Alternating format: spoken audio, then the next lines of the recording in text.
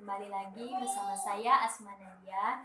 Di sini saya akan menampilkan hasil penelitian perkembangan anak melalui presentasi PowerPoint untuk memenuhi tugas UAS mata kuliah psikologi. Langsung saja untuk mempersingkat waktu, kita masuk ke slide yang pertama, penelitian perkembangan anak melalui PowerPoint.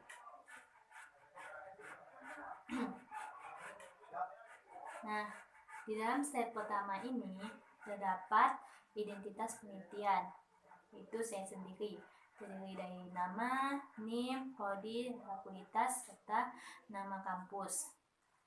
Nama Asma Nadia, NIM D011904, prodi PGSD, Fakultas FKIP, Universitas Nahdlatul Ulama Kalimantan Barat. Langsung saja masuk ke slide yang kedua, yaitu aspek penelitian.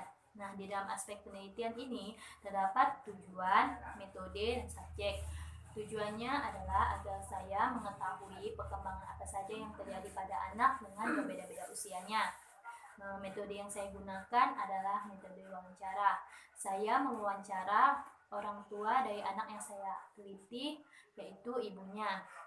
Subjeknya adalah anak usia 1 tahun, usia 2 tahun, dan usia 3 bulan. Langsung saja masuk ke slide yang ketiga, yaitu identitas anak. Nah, identitas anak adalah terdiri dari anak pertama, usianya 1 tahun, jenis kelaminnya laki-laki, tinggi badannya 70 cm, berat badannya 9 kg, anak ke-1 dari 1 saudara.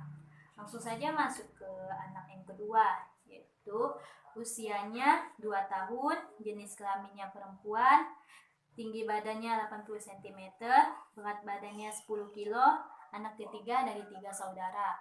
Langsung saja masuk ke anak yang ketiga, usianya 3 bulan, jenis kelaminnya laki-laki, tinggi badannya 50 cm, berat badannya 7 kg, anak ke-1 dari 1 saudara. Langsung saja masuk ke slide yang keempat. Nah, di dalam slide keempat ini adalah jadwal penelitian atau yang akan kita laksanakan. Saya menggunakan 3 tahap. Tahap pertama menentukan usia dan anak yang akan diteliti atau diamati. Tahap kedua mendata perkembangan anak. Tahap yang ketiga adalah meneliti perkembangan apa saja yang terjadi pada anak. Misalnya pertambahan tinggi badannya, berat badannya, fisiknya, dan lain-lain. Langsung saja masuk ke slide yang kelima. Di dalam slide kelima ini adalah hasil wawancara saya kepada ibu yang dari anak yang saya teliti. Perkembangan anak pertama di usianya 0-6 bulan, perubahan fisik, sudah makan bubur dan sudah bisa tengkurap. Di usianya 6-12 bulan sudah bisa merangkak, berbicara walaupun masih belum tuntas. Di usianya 1 tahun berjalan dan sudah bisa makan nasi. Langsung saja masuk ke perkembangan anak kedua.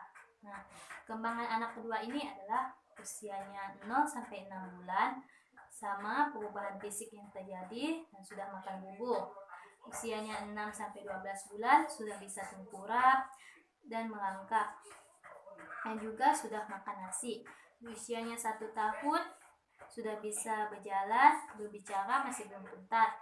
Di usianya 2 tahun sudah bisa berbicara dengan tuntas dan banyak hal-hal kreatif yang bisa dilakukannya. Contohnya kalau dia mau kencing atau mau makan, dia sudah bisa berbicara dengan tuntas kepada ibunya, kepada orang yang lebih tua darinya. Langsung saja masuk ke perkembangan anak yang ketiga. Perkembangan anak yang ketiga 0-3 bulan, sudah bisa mengoceh dengan suara dengkuran, memandang objek dengan senyuman, dapat menjerit, mendengkur, dan mengenali suara dan tengkurap walaupun hanya sekali-sekali. Nah, itulah hasil wawancara yang saya dapati dari orang tua anak yang saya teliti. Langsung saja masuk ke slide yang terakhir. Sekian dari hasil presentasi saya, penelitian perkembangan anak yang saya dapati melalui wawancara. Dapat ditarik kesimpulan bahwa perkembangan anak itu terjadi usianya yang berbeda-beda, yaitu apakah mengalami kemunduran ataupun kemajuan. Di sini saya mendapatkan informasi mulai dari anak sudah bisa makan, sudah bisa tengkurap, mengangkat, dan lain-lainnya. Sekian dari saya, mohon maaf jika masih ada kesalahan, saya masih belajar. Apabila ada kekurangan kesalahan, saya mohon maaf. Sekian dari saya, wassalamualaikum warahmatullahi wabarakatuh.